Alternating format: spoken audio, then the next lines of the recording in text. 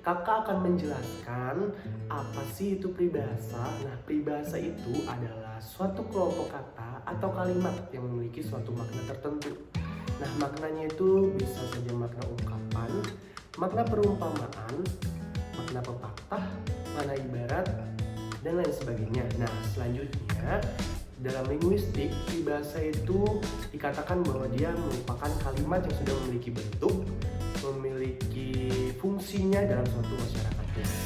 Nah, selanjutnya kita akan mendengarkan dan melihat apa sih jenis, fungsi, dan ciri-ciri dari peribahasa tersebut. Langsung saja kita melihat.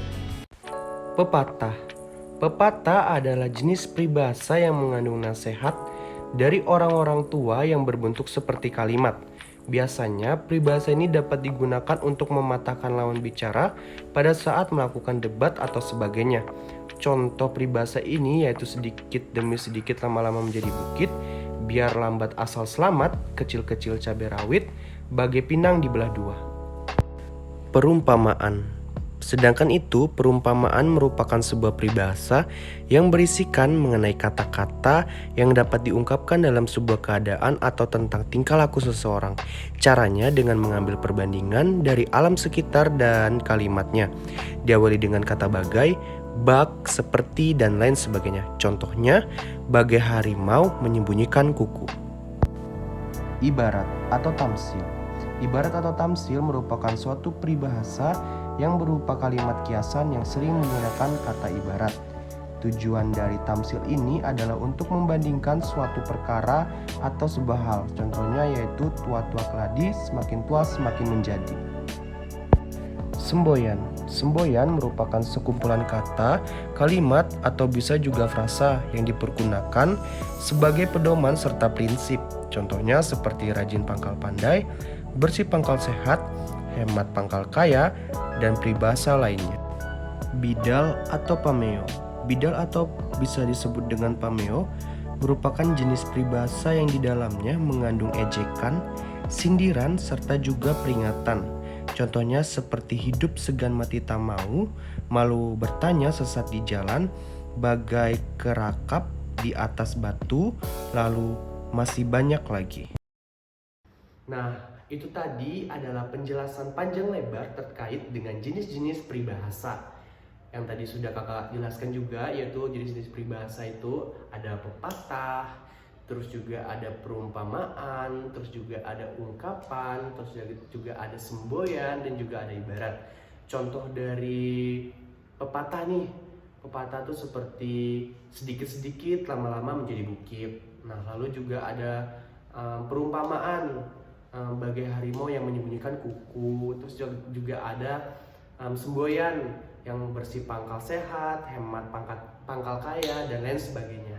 Nah, itu adalah jenis-jenis dari peribahasa. Selanjutnya kita akan masuk pada fungsi dari peribahasa itu sendiri. You say that I'm psychotic, but then you like it like that.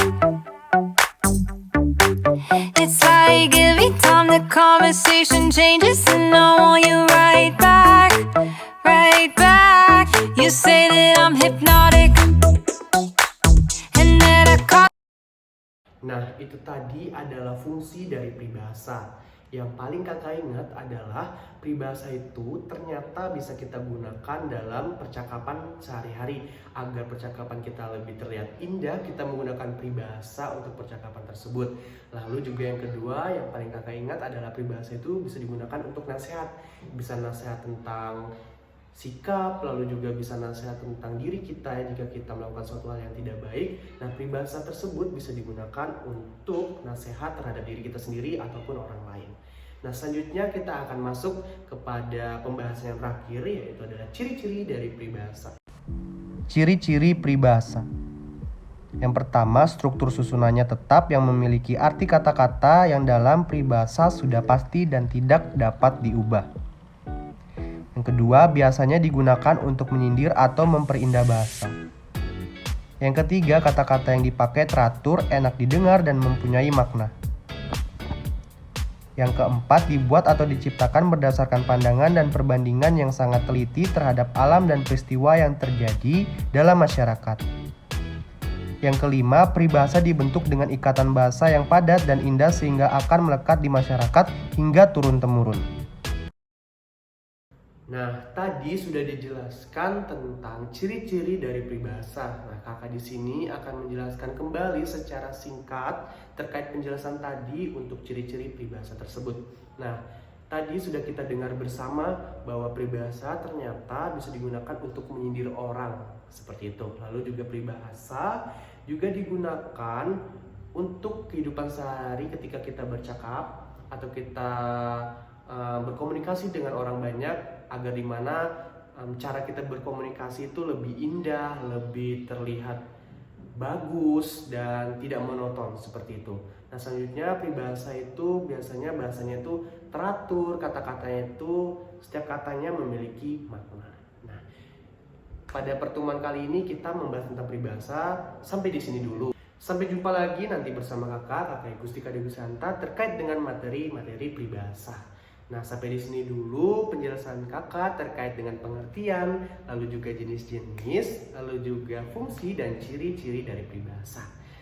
Dan kakak ucapkan terima kasih sudah menyimak dan semoga pembahasan materi kakak pada hari ini bisa kalian tangkap dan bisa kalian pahami sepenuhnya. Terima kasih, bye-bye.